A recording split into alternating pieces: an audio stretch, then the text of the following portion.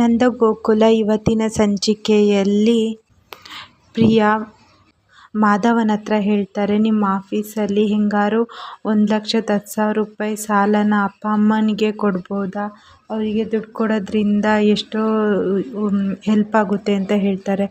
ಅಷ್ಟು ದುಡ್ಡು ಎಲ್ಲಿಂದ ತರೋಕ್ಕಾಗುತ್ತೆ ಅಂದಾಗ, ನಿಮ್ಮ ಆಫೀಸಲ್ಲಿ ಎಲ್ಲರೂ ಕೇಳಿ ಅಡ್ಜಸ್ಟ್ ಮಾಡಿ ಪ್ಲೀಸ್ ಕಣ್ರಿ, ಅವ್ರಿಗೆ ನನ್ನ ಬಿಟ್ಟರೆ ಯಾರಿದ್ದಾರೆ ಹೇಳಿ ಅಂತ ಹೇಳ್ತಾರೆ. ಸರಿ ಆಯಿತು ನೋಡೋಣ, ಪ್ರಯತ್ನ ಪಡ್ತೀನಿ, ಆಗುತ್ತೆ ಅಂತೇನಿಲ್ಲ, ಪ್ರಯತ್ನ ಪಡ್ತೀನಿ ಅಂತ ಹೇಳ್ತಾರೆ. ಸರಿ, ಆದರೆ ಈ ವಿಚಾರನ ಇಲ್ಲಿ ಮನೆಯವರಿಗೆ ಯಾರಿಗೂ ಹೇಳಬೇಡಿ ಅಂತ ಹೇಳ್ತಾಳೆ.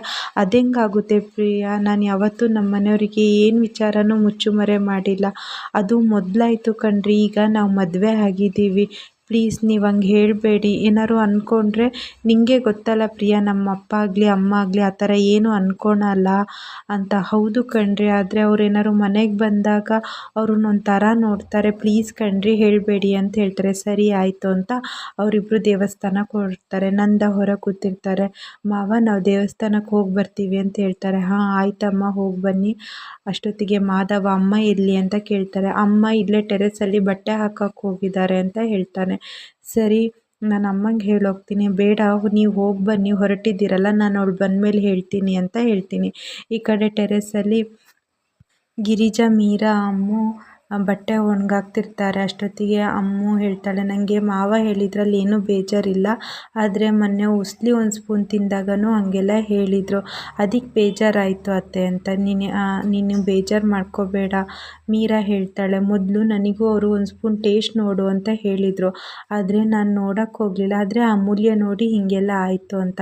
ಇಲ್ಲ ಅತ್ತೆ, ನನಗೇನೂ ಬೇಜಾರಾಗಿಲ್ಲ ಅಂತ ಹೇಳ್ತಾಳೆ. ಗಿರಿಜಾ ಹೇಳ್ತಾಳೆ, ಒಳ್ಳೆ ಅಮ್ಮು, ಏನೂ ಬೇಜಾರು ಮಾಡ್ಕೊಳ್ಳಿಲ್ಲ ಅಂತ. ಅಷ್ಟೊತ್ತಿಗೆ ಹೊರಗೆ ನೋಡೋತ್ತಿಗೆ ಮಾಧವ, ಪ್ರಿಯಾ ಹೊರಗೆ ಹೋಗ್ತಿರ್ತಾರೆ. ಅವಳು ಸೀದಾ ಟೆರೆಸ್ಸಿಂದ ಕೆಳಗೆ ಬಂದು, ಯಾಕತ್ತೆ ಸೀದಾ ಬಂದ್ರಲ್ಲ ಅಂತ ಮೀನಾ ಕೇಳಿದಾಗ, ನೋಡು ಮಾಧವ ಯಾವತ್ತೂ ನನ್ನನ್ನು ಒಂದಿನನೂ ಮನೆ ಬಿಟ್ಟು ಹೋಗೋತ್ತಿಗೆ ಯಾವಾಗಲೂ ನನಗೆ ಹೇಳ್ತಿದ್ದ, ಆದರೆ ಇವತ್ತು ಹೋಗುವಾಗ ಒಂಚೂರು ನನಗೆ ಹೇಳಲಿಲ್ಲ, ಪ್ರಿಯಾ ಬಂದಮೇಲೆ ಅವ್ನು ಫುಲ್ಲು ಚೇಂಜ್ ಆಗಿದ್ದಾನೆ ಅಂತ ಹೇಳ್ತಾನೆ. ಅಷ್ಟೊತ್ತಿಗೆ ಮೀರಾ ಇದ್ದವಳು, ಇಲ್ಲ ಅತ್ತೆ, ಅವ್ರಿಗೆ ನಾವು ಮೇಲೆ ಟೆರೆಸ್ ಮೇಲೆ ಬಟ್ಟೆ ಹಾಕೋದು ಗೊತ್ತಿಲ್ಲ, ಮನೆಯೆಲ್ಲ ಹುಡುಕಿರ್ಬೋದು, ಪಾಪ ಅವರಿಗೂ ಮೇಲೆ ಬರೋಕ್ಕಾಗಲ್ಲಲ್ಲ, ಹಾಗಾಗಿ ಹಂಗೆ ಹೋಗಿದ್ದಾರೆ ಅಂತ ಹೇಳ್ತಾರೆ. ಅವ್ರು ಯಾವತ್ತೂ ಚೇಂಜ್ ಆಗಲ್ಲ ಅತ್ತೆ ಅಂತ ಮೀರಾ ಹೇಳ್ತಾರೆ. ಈ ಕಡೆ ಅಮ್ಮು, ಅಪ್ಪ ನೆಕ್ಲೆಸ್ ಹಾಕು, ಯಾಕೆ ಹಾಕಲ್ಲ, ಹಾಕಂಬ ಅಂತ ಎಲ್ಲ ಅಮ್ಮನಿಗೆ ಹೇಳ್ತಾ ಇರ್ತಾರೆ.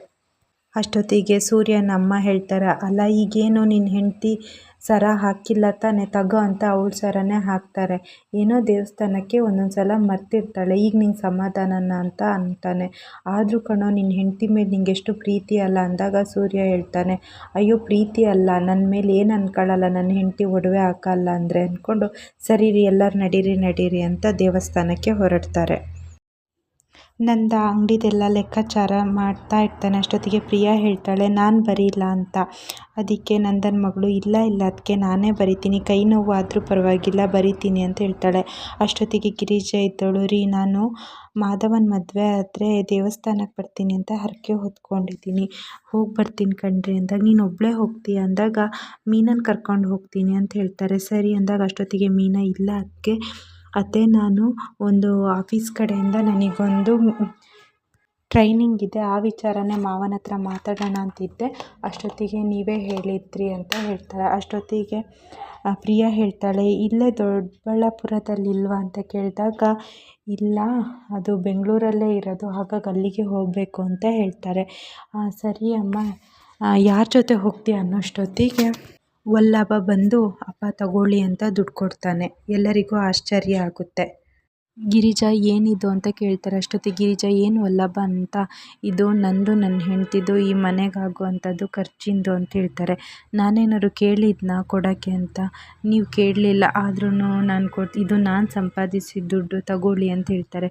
ಬೆಳಿಗ್ಗೆ ಒಂದೇನೋ ಮಾತು ಹೇಳಿದೆ, ನಿನಗೂ ನಿನ್ನ ಕಟ್ಕೊಂಬಂದಿದ್ದವಳಿಗೂ ದುಡ್ಡು ಹಾಕ್ತಿದ್ದೀನಿ ಅಂತ, ಅದೇ ಜಾಸ್ತಿ ಆಯಿತಾ, ಹಾಗಾದರೆ ನಾನು ಇಷ್ಟು ಸಣ್ಣದ್ರಿಂದ ನಿನ್ನನ್ನು ಬೆಳೆಸಿದ್ದೀನಲ್ಲ, ಅದೆಲ್ಲ ಕೊಡು, ನಿನ್ನ ಓದಿಗೆ, ನಿನ್ನ ಬಟ್ಟೆಗೆ, ನೀನು ಕೇಳಿದಾಗೆಲ್ಲ ಕೊಟ್ಟಿದ್ದೀನಲ್ಲ ಅದೆಲ್ಲ ಕೊಡ್ತೀಯ ಅಂದಾಗ, ಇಲ್ಲಪ್ಪ ಅಷ್ಟು ಕೊಡೋಷ್ಟು ನಾನು ದೊಡ್ಡವನಲ್ಲ, ಆದರೆ ಈಗ ಇಷ್ಟು ಇಟ್ಕೊಳ್ಳಿ ಅಂತ ಹೇಳ್ತಾರೆ. ಅಷ್ಟೊತ್ತಿಗೆ ಪ್ರಿಯಾ, ಈ ಮನೇಲಿ ಒಂದು ತಿಂಗಳಿಗೆ ಇಬ್ಬರಿಗೆ ಎಷ್ಟು ಖರ್ಚಾಗುತ್ತೆ ಅಂತ ಹೇಳಮ್ಮ ಅಂದಾಗ ಅವಳು 8,500ರಿಂದ 9,500 ಆಗುತ್ತೆ ಮಾವ ಅಂತ ಹೇಳ್ತಾರೆ. ಅಷ್ಟು ಕೊಡೋಕ್ಕಾಗುತ್ತಾ ಅಂತ ಕೇಳ್ತಾರೆ. ಈಗ ಇಷ್ಟು ಇಟ್ಕೊಂಡಿರಿ, ಇನ್ನೊಂದು ತಿಂಗಳಿಂದ 2,500 ಸೇರಿಸಿ ಕೊಡ್ತೀನಿ ಅಂತ ಹೇಳಿ ವಲ್ಲಭ ಹೋಗ್ತಾನೆ. ಅಷ್ಟೊತ್ತಿಗೆ ನಂದನಿಗೂ ಸಿಟ್ಟು ಬರುತ್ತೆ. ನಂದನು ಅಲ್ಲಿಂದ ಹೋಗ್ತಾನೆ. ವಲ್ಲಭ ರೂಮಲ್ಲಿರ್ತಾನೆ. ಅಷ್ಟೊತ್ತಿಗೆ ಗಿರಿಜಾ ಬಂದು, ನೀನು ಮಾಡಿದ ತಪ್ಪಲ್ವನೋ, ನಿಮ್ಮ ಅಪ್ಪನಿಗೆ ದುಡ್ಡು ಕೊಡ್ತೀಯ ಅಂತ ಕೇಳಿದಾಗ, ಇಲ್ಲ ಅಮ್ಮ ನಾನೇನು ತಪ್ಪು ಮಾಡಿಲ್ಲ ಅಂತ ಹೇಳ್ತಾನೆ. ಯಾಕೋ ನಿಮ್ಮ ಅಪ್ಪನೇ ಎಷ್ಟು ದಿನ ನಿಮ್ಮನ್ನೆಲ್ಲ ನೋಡ್ಕೊಂಡಿದ್ದಾರೆ, ಮನೆ ಖರ್ಚೆಲ್ಲ ನೋಡ್ಕೊಂಡಿದ್ದಾರೆ, ಯಾಕೋ ದುಡಿಯೋಕ್ಕೆ ಸ್ಟಾರ್ಟ್ ಮಾಡಿದ ತಕ್ಷಣ ದುರಂಕಾರ ತೋರಿಸ್ತಿದ್ಯಾ? ಇಲ್ಲ ಕಣಮ್ಮ, ನಾನೊಂದು ಲಾಜಿಕ್ ಹೇಳ್ತೀನಿ. ಈಗ ಅಪ್ಪನ ಜೊತೆ ನಿಮ್ಮ ಅತ್ತೆ ಮಾವನೂ ಇದ್ದರು ಅಂತ ಅನ್ಕೋ. ಅಪ್ಪ ಕೆಲ್ಸಕ್ಕೆ ಹೋಗ್ತಿರ್ಲಿಲ್ಲ, ಅವರೇ ದುಡಿದು ನಿಮ್ಮನ್ನೆಲ್ಲ ನೋಡ್ಕೊಳ್ತಿದ್ರು. ಆವಾಗ ನಿಮಗೇನು ಅನಿಸ್ತಿತ್ತು ಹೇಳೋ? ನೀನು ಅಪ್ಪಂಗೆ ಹೇಳ್ತಿದ್ದೆ ತಾನೇ ಅವರಿಗೆ ಸ್ವಲ್ಪ ತಿಂಗಳಿಗೆ ದುಡ್ಡು ಕೊಡಿ ಅಂತ. ಹಾಗೆ ನಾನು ಮಾಡಿದ್ದೀನಿ ಅಮ್ಮ, ಇದು ದುರಂಕಾರ ಅಲ್ಲ ಕಣಮ್ಮ. ನಾನು ಅಮೂಲ್ಯ ಯಾವುದೋ ಒಂದು ಸಿಚುವೇಶನಿಗೆ ಮದುವೆ ಆದರೂ ಅವಳು ನನ್ನ ಹೆಂಡತಿ ಅಮ್ಮ ಅಂತ ವಲ್ಲಭ ಹೇಳ್ತಾನೆ. ಈ ಕಡೆ ಅಮೂಲ್ಯನು ರೂಮಿಗೆ ಬರೋತ್ತಿಗೆ ಅದನ್ನು ಕೇಳಿಸ್ಕೊಂಡು ಖುಷಿ ಆಗ್ತಾಳೆ. ಅವಳು ನೋಡ್ಕೊಳ್ಳೋದು ನನ್ನ ಜವಾಬ್ದಾರಿ. ಅವಳಿಗೆ ಅವಮಾನ ಆದರೆ ನನಗೆ ಅವಮಾನ ಆದಂಗೆ. ನನ್ನ ಹೆಂಡತಿಗೆ ಈ ಮನೇಲಿ ಯಾರಿಂದನೂ ಅವಮಾನ ಆಗಬಾರ್ದು. ಅದಕ್ಕೆ ಅಪ್ಪನಿಗೆ ಶೇರ್ ಕೊಟ್ಟೆ ಅಷ್ಟೆ. ನೀನೆಷ್ಟೇ ಬೇಡ ಅಂದರೂ ನನ್ನ ಅಪ್ಪನಿಗೆ ಪ್ರತಿ ತಿಂಗಳು ಶೇರ್ ಕೊಟ್ಟೇ ಕೊಡ್ತೀನಿ, ಅರ್ಥ ಮಾಡ್ಕೊ. ನಾನು ನಿನ್ನ ಕಿರಿ ಮಗ, ನನ್ನ ಮೇಲೆ ಪ್ರೀತಿ ಜಾಸ್ತಿ ಇರಲಿ ಅಂತ ವಲ್ಲಭ ಅಲ್ಲಿಂದ ಹೋಗ್ತಾನೆ.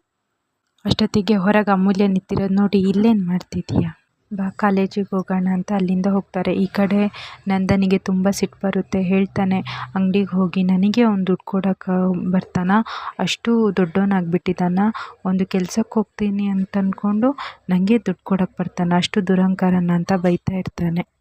ಯಾರಿಗೋ ಬೈತಿದ್ದೀಯ ಅಂತ ಕೇಳಿದಾಗ, ಇನ್ಯಾರಿಗೆ? ವಲ್ಲಭ ತಿಂಗಳು ನನಗೆ 6,000 ರೂಪಾಯಿ ಖರ್ಚಿಗೆ ಕೊಡ್ತಾನಂತೆ. ಲವ್ ಮಾಡಿ ಮದುವೆ ಮಾಡ್ಕೊಂಡು ಬಂದಿದ್ದು ಅವನು. ಆವಾಗ ನನ್ನನ್ನು ಹೊರಗೆ ಹಾಕಬೇಕಿತ್ತು, ಆವಾಗ ಗೊತ್ತಾಗ್ತಿತ್ತು ಅಂತ ಹೇಳ್ತಾನೆ. ಇಷ್ಟು ಇವತ್ತಿನ ಸಂಚಿಕೆಯಲ್ಲಿ ನಡೆದಿದೆ. ಈ ವಿಡಿಯೋ ನಿಮ್ಗೆ ಇಷ್ಟ ಆಗಿದ್ರೆ ಲೈಕ್ ಮಾಡಿ, ಶೇರ್ ಮಾಡಿ, ಹಾಗೆ ಚಾನಲ್ನ ಸಬ್ಸ್ಕ್ರೈಬ್ ಮಾಡಿ. Thank you.